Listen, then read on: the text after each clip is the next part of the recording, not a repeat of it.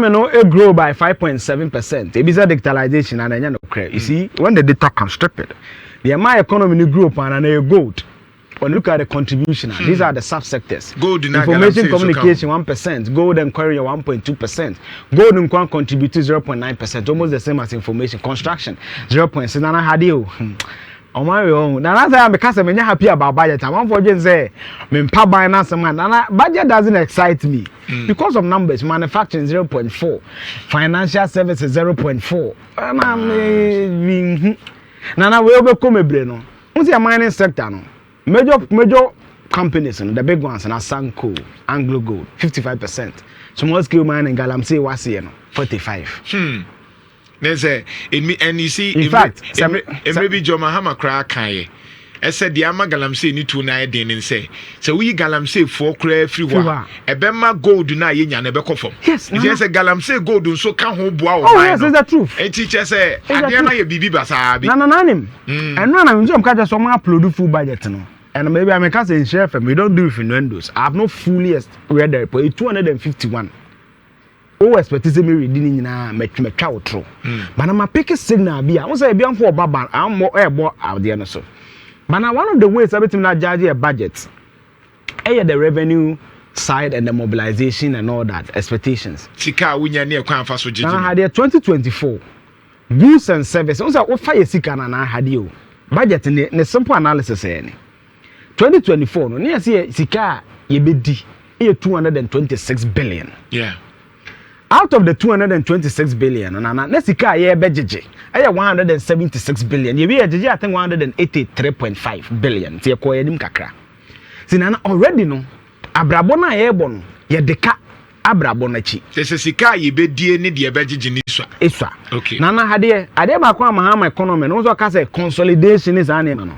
Goods and services no. Last year, you used 11 billion. Goods and services here. Just say you better pen, you better book, you better stapler, paper. The buy jumano 11 billion. Okay. 2024. Now in 2025, we share goods and services about 6.9 billion, almost 7 billion. Next, on kwana eswati about 4 billion cedis. Where in cedis? Okay. Banana shade. Because of 2025, who for the year most of our debt service and carry forward. 2024. The okay mentiasi. Ghana sika na esi etua interest e ka na akufo adoje. Yes, na ka Ghana nyina the interest esi etua wo so no wo say budget bia you make provision for interest no e bu o carry no forward na sa aka no last year interest in etua 55.9 billion 2024 na 2025 ye betua 64 billion then no increase by almost 10 billion. Say e ka o kan say na one ye ma me fo na kasa asema okay akufo adobo kagu ho. Yes. Sa aka no. Yes. Bia ye ne se Jomahama wo so otua bi. Yes. Oba ko wase ase tutua. Yes. Enti say sika ye susu se wo se ye preto one e di kotua aka. E kankwa na almost 64 billion more. Banana enye kufo ado kankwa public debt. Public debt. Enti no obi abo ebogu wo no ene e di kotua. Banana hade hwe compensation. Ya pese de be bob ye betua aka. Na hwe compensation 2024 ye di 63.6 billion. In the Ghana Edumayefo ka. This year 76.6 billion. Nana say sika we more data general or data bebre nya no kore. Goods names no bebre enya no kore. Okay. So na mahama cat goods and services. Another man for so explain say 11 na wo twam no. Then what the be replace. This is not a picture but we explain him. Nana your revenue na ye jeje. Nti John Mahama said this year obeso jeje revenue about what? Revenue mobilization, yes. Obeso about 224 billion. Etua Jomahama peso Jeffrey Ghana for. Yes, 224 billion. And per the PFM, that's the Public Financial Management Act. Yeah. There was 6% to be a manager revenue so that for tax rebate and a tax refund account. Now as a Ghana, you see can you better 6% at all. Send feeling now call your rationalize tax will be to so or be filing the taxes here near the night your mom will be back. Okay. 6%. Also share says you can I kind of ratatia or the yen yama fufrobia or no fair mayors are there. It will be reduced our figure we have about 4%. But so called parliament no call amend the law because the law says 6%. Okay. Or the about 4% are obet me about 5 billion savings.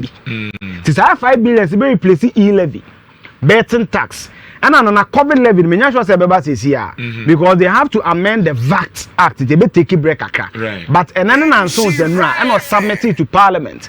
The paper to abolish the betting tax in any e-levy. So this is the simple explanation. So the tax rebate and our Financial Management Act in Shinim no. At to for this we try say it can be at two no why. Now another one says free SHS. Once the speculate now, how they do to bar mention, I know catch you tune for the conversation was that now buying back cancel. No. But now in the history of the free SHS, this is the first time they had the highest budget. I think 3.5 billion. Yes, because I me data 3.5 billion.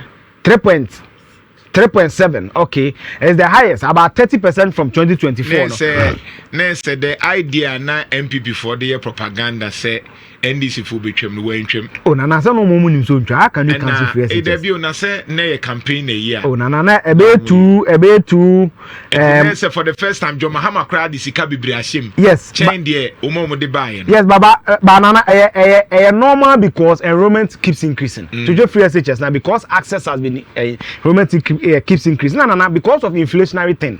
So the cost certainly will go high. Yeah. But now why I say get fund. You see, na me make no for that way issue no.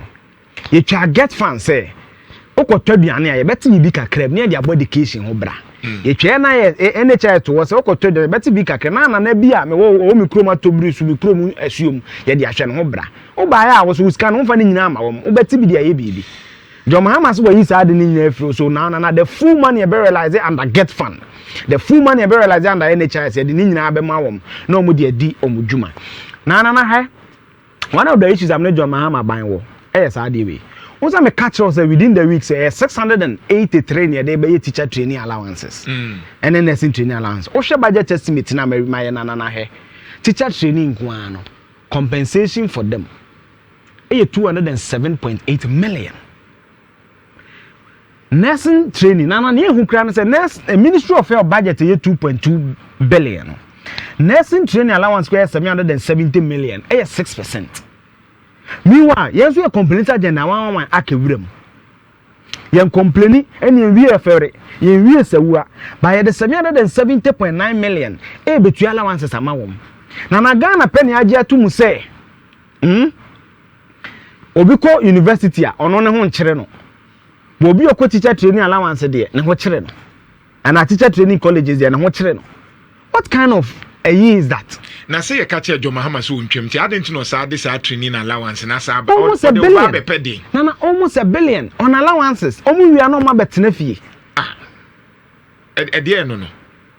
Unkwa see I know say political because now no de na no kokan because you know MPP for no trap say John Mahama ba obetwa allowance mu.